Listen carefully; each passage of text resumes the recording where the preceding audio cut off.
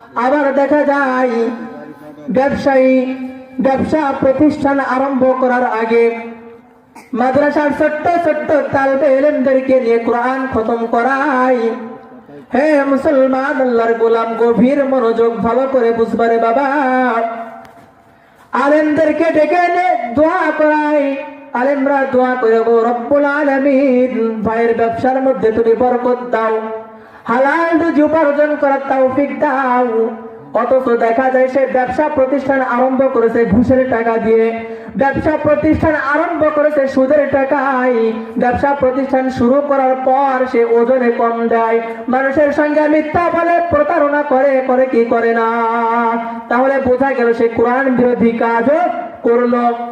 আবার দেখা যায় পার্লামেন্টে যখন অধিবেশন আরম্ভ হয়, কোরআন থেকে পার্লামেন্টের অধিবেশন শুরু হয়, কোরআন তেলাওয়াত শেষ, এরপর হুজুরকে রুম থেকে বের করে দেয়, জানলা দরজা আটকায় দিয়ে ওই পার্লামেন্টের ভিতরে আবার কোরআন বিরোধী আইন পাশ করা হয়। ঠিক না?